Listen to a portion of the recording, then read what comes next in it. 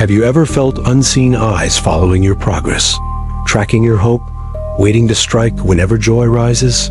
Like someone studies your destiny from shadows and reports every small movement. Psalm 35 is a battle cry for moments like that, a prayer where David invites God to confront aggressors, visible and invisible, and destroy the eyes watching path with hatred. Tonight, I want your thoughts sitting inside Psalm 35 verse 1. Plead my cause, Lord.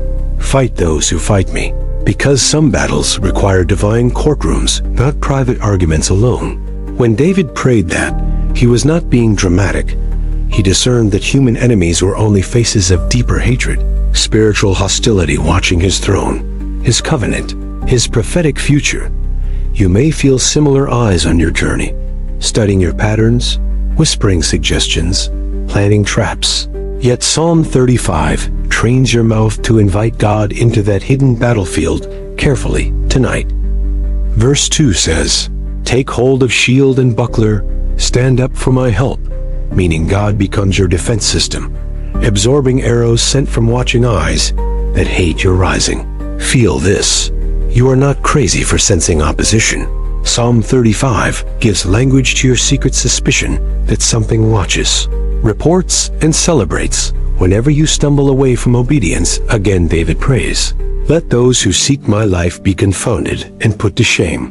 Psalm 35 verse 4, meaning God can scramble the data gathered by eyes tracking your journey. Think about that. Surveillance loses power when God confuses their conclusions, like in Genesis 11, where languages scattered plans. So information without coordination becomes useless, weak, and easily overturned completely. Verse 5 asks, "Let them be like chaff before the wind, with angel of the Lord driving them away." That means divine breath can blow away eyes fixed on you.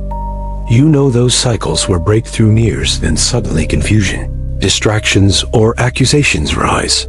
Psalm 35 shows that behind some patterns are watchers whose goal is to push you backward. David continues, "Let their way be dark and slippery, with angel of the Lord pursuing." Psalm 35 verse 6, meaning God can turn their path dangerous while yours becomes clear.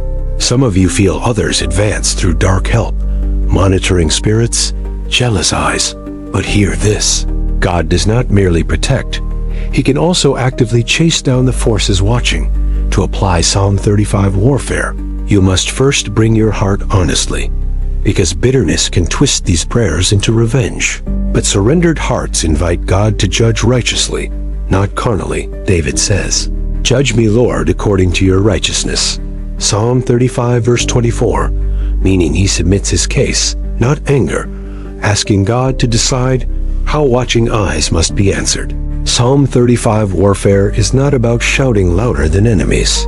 It is about aligning your voice with Scripture, so heaven recognizes legal grounds to dismantle spiritual surveillance. Stalking your purpose, verse 7 says, "Without cause they hid their net," which means traps existed before actions.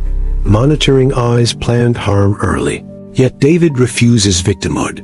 He runs to God as defender. Maybe you sense nets around your opportunities, friendships, finances, almost like someone predicted your steps. Psalm 35 gives permission to say, "Lord, tear unseen nets, shame those rejoicing over downfall." David often mentions those who wink with eye. Psalm 35 verse 19, symbol of mocking watchers, people or spirits looking, laughing within, expecting failure while pretending concern or neutrality outside. Have you noticed smiles that feel sharp, questions that sound friendly yet hunt information? That could be winking eyes, used by darkness to monitor progress and design accusations against you. David does not quietly tolerate that gaze. He says, "Lord, do not let them rejoice over me." Psalm 35 verse 19. He invites God to interrupt celebration of his enemies.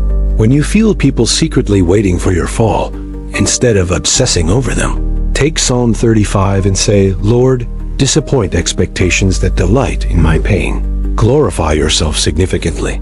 This psalm also reveals something about God.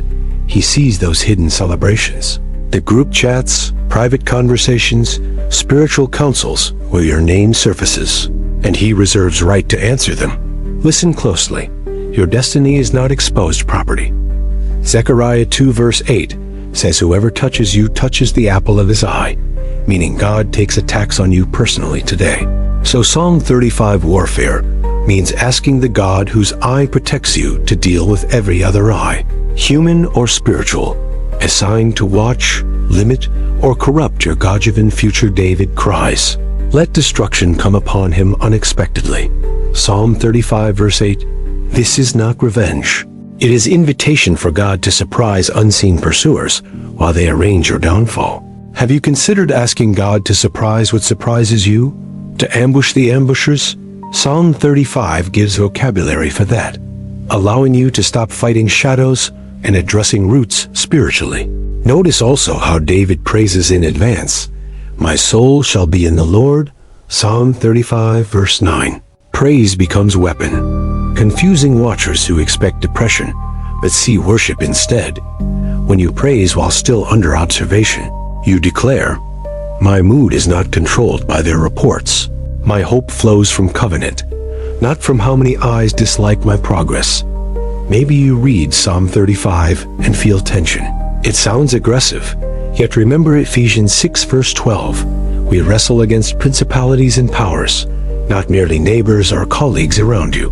Psalm 35 is permission to aim warfare correctly, at spirits using human faces, at invisible eyes inspiring gossip, sabotage, manipulation, all still praying for mercy and salvation for people involved.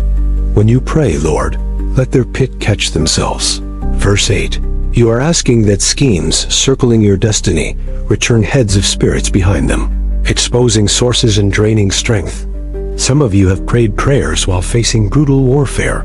Psalm 35 invites you into mature cry, not childish curses, but covenantal demand for God to defend what he offered. Verse 10 says, "Lord, who is like you, delivering poor from stronger," meaning God delights to overpower spiritual technology, including evil eyes, divination, ancestral monitoring, through what looks like prayer. Think of Psalm 35 as courtroom script, training your mouth to submit evidence, ask for angelic action, cancel false witnesses, and destroy demonic observation posts built around your assignments completely. David complains about false witnesses rising. Psalm 35 verse 11, accusing him of things he did not know. This mirrors slander in spirit realm where demons misrepresent you before others. Have you noticed rumors spreading faster than truth about you? Doors closing without clear reason, reputations damaged by misunderstandings. Psalm 35 becomes cry, "Lord, silence lying tongues, defend my name." This psalm not asks for defense. It ends with praise. "My tongue shall speak of your righteousness." Verse 28, meaning outcome of warfare is testimony, not obsession with enemies. When you practice Psalm 35 warfare, expect your mouth to change. Less complaining, more scripture. Less rehearsing attacks, more declaring, "Lord, you have seen. Be not silent over me anymore." Verse 22 says, "You have seen, O Lord.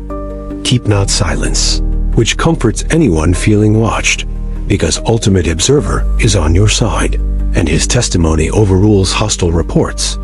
Sometimes you think, if God sees, why allow these eyes near me? Psalm 35 answers, he allows enough to reveal them, and invites your agreement to judge, remove, and restore. I want you to imagine every jealous stare, witchcraft consultation, demonic observation post, being confronted by voice of Psalm 35, released from your mouth with faith and humility, tonight powerfully. Do not rush through the psalm. Linger where your heart trembles, maybe around false witnesses, maybe mocking laughter, maybe attacks. Let Holy Spirit highlight verses that exactly mirror your experience. As you pray, remember Jesus also faced watching eyes. Pharisees watched to accuse him. Luke 6 verse 7, yet their surveillance revealed his wisdom, compassion, and unshakable obedience to Father. You are in Christ, so same pattern can be yours. Enemy eyes planning harm end up broadcasting God's faithfulness, because attack becomes stage where his deliverance appears publicly around you. 35 warfare is not seasonal trend.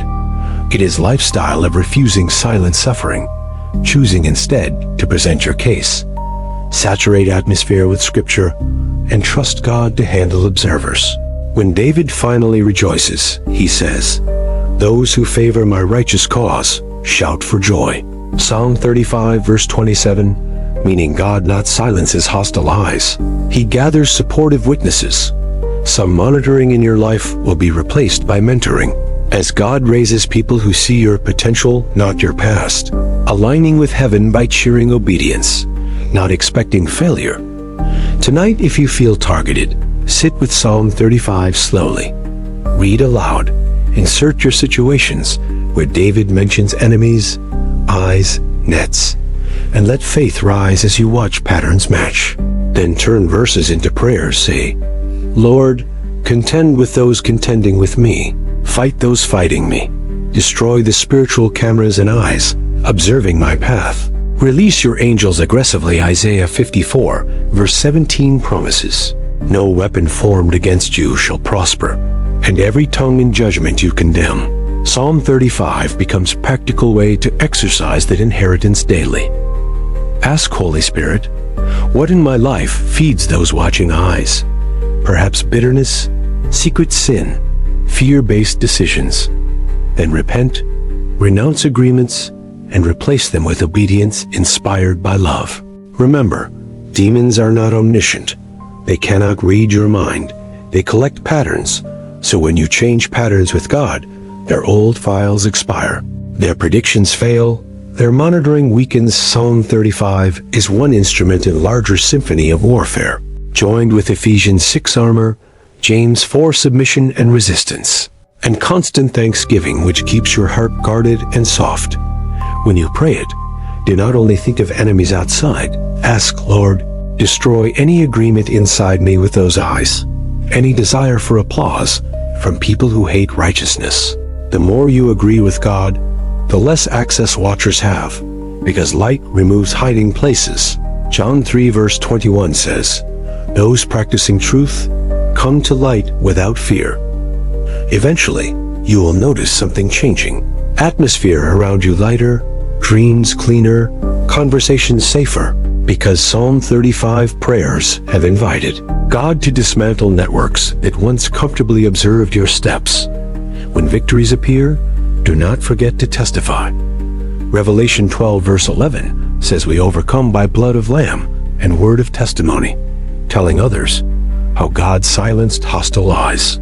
Your story then becomes warning to darkness, encouragement to believers, and glory to God, proving that destinies watched by hell can flourish when covered by covenant and strengthened through Scripture. I want you leaving this teaching not paranoid, but empowered, aware of eyes, yet more aware of God, using Psalm 35 as trusted shield and sword for your heart daily. So when you feel watched, whisper, "Lord, you have seen, contend for me. Confuse their plans, blind their eyes, and cause your purpose to advance than their ability to report." Let Psalm 35 train you to respond instantly. Instead of overthinking insults or strange resistance, take them into prayer. Convert pain into petitions, letting God transform surveillance into stepping stones forward. Over time, spiritual eyesight sharpens. You spot patterns early. Notice when warfare increases around decisions, and rather than panic you say, "This looks like Psalm 35 territory." Let us engage.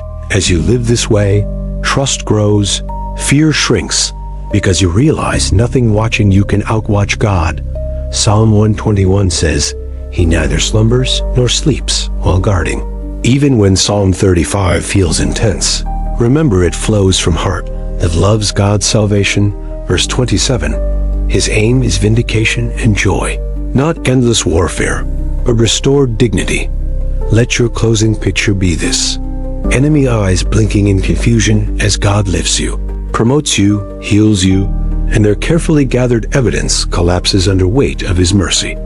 Then, like David, your tongue will keep saying, "The Lord be magnified," who takes pleasure in prosperity of his servant. Psalm 35 verse 27, destiny defended becomes worship song. I pray your heart hears invitation behind warfare. God calling you into deeper partnership, where you no longer live as hunted target, but as guarded heir, trusting his justice completely. May Psalm 35 become familiar friend, not terrifying chapter. A place you visit whenever eyes feel heavy upon you, until those eyes lose focus, and God's gaze defines you. Fully walk from here, knowing your destiny is not helpless under scrutiny, because the Lord who wrote it also guards it, responding to Psalm 35 prayers by destroying eyes that oppose.